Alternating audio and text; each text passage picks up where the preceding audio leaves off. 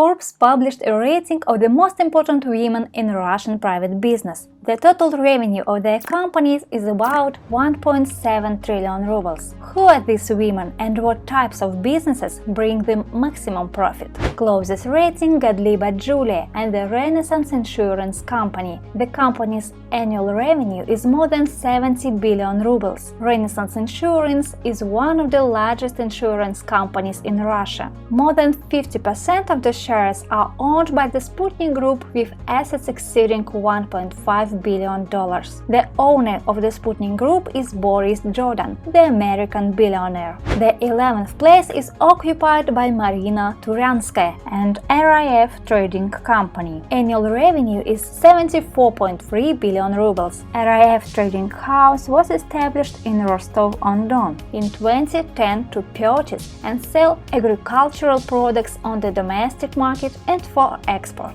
According to the Rosagrotrans, RIF is the largest exporter of wheat in Russia.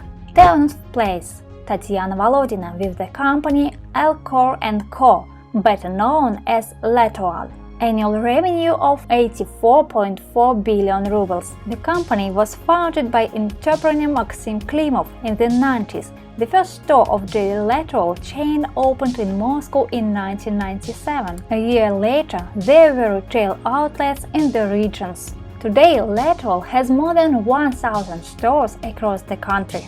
9th place, Olga Petrova, head of the transport company Neftetrans Service. Annual revenue of 84.7 billion rubles. Neftetrans Service is one of the largest railway operators in Russia. Almost 70,000 cars are under management. The company ships 7.4 million tons of cargo every month. Alena Derabina is on the 8th place with company Donstroy Invest. Annual revenue is more than 90 billion rubles. Donstroy's high-rise residential complexes Scarlet Sails, Воробьевы Горы and Triumph Palace have significantly changed the architectural appearance of Moscow. In 2015, the company began redevelopment of the industrial zone of the former Serpe Mall. Dismantling of the last structures of the plan is planned to be completed in 2022. 1.5 million square meters will be built in its place.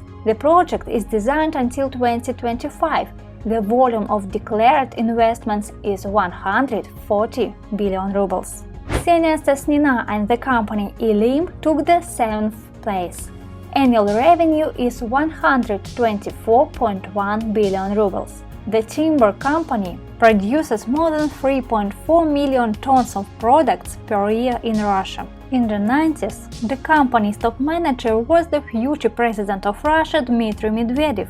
Today, 50% of the group is owned by the American timber company International Paper. Elim plans to invest about 67 billion rubles by 2022 in the Bolshoi Ust-Ilimsk project. Due to this, the total production at the group's enterprises can grow by 1 million tons per year. Svetofor and its head Valentina Schneider are on the 6th place. The company's annual revenue is 126.8 billion rubles. Svetofor is one of the 10 largest retail food companies in Russia. Its business model eliminates all unnecessary expenses. The first store of the chain didn't have shelves and counters. The goods lay directly in boxes and on pallets. The minimum margin allows you to keep prices in the traffic light 20% lower than the average market. On the 5th place, Maria Devyatova and the company Detsky Mir. Annual revenue is 128.9 billion rubles. Detsky Mir was opened in 1947 in Moscow. In 2017, the company's IPO took place. In 2020, Sistema and the Russian-Chinese investment fund announced the sale of all their shares in Detsky Mir. As a result, Detsky Mir became the first Russian company to have 100% of its shares in free circulation. Vera Loseva and the company Stroygazmontaj took the 4th place. Annual revenue of 193.6 billion rubles. Billionaire Arkady Rotenberg created Stroygazmontaj, buying out several construction companies and design institutes from Gazprom, and since the end of 2014 has been the sole owner.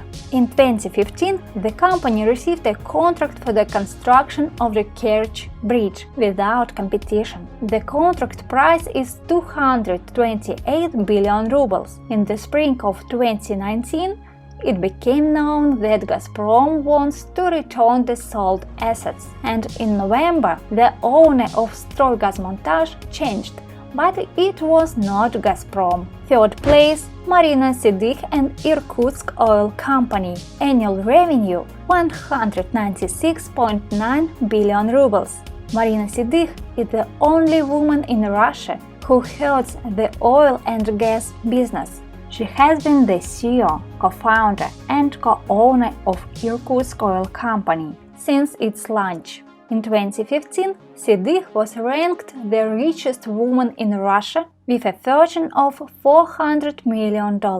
Irkutsk Oil Company is one of the largest independent producers of hydrocarbons in the country, engaged in geology, oil exploration and production in the Irkutsk region, Krasnoyarsk territory and Yakutia. On the second place, Tatiana Bakalchuk with Wildberries Company. Revenue is 223.5 billion rubles. Russia's second female billionaire, Tatiana Bakalchuk, started a business of her first maternity leave. She sold clothing in the famous brand's catalogs and in 2004, with the help of her husband, created the online shopping site Wildberries.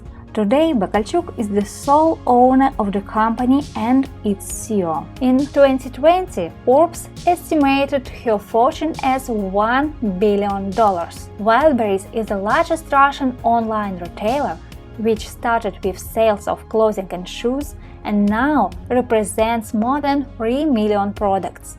In 2019, the company accelerated its turnover growth to 88%. In 2020, it topped the rating of RUNET sellers. The rating leader is Svetlana Vinogradova, head of the company Rolf. Revenue is 237.5 billion rubles. The country's largest car salesman was created by Sergei Petrov in 1991. In the spring of 2018, Rolf crossed the threshold of 1 million new cars sold.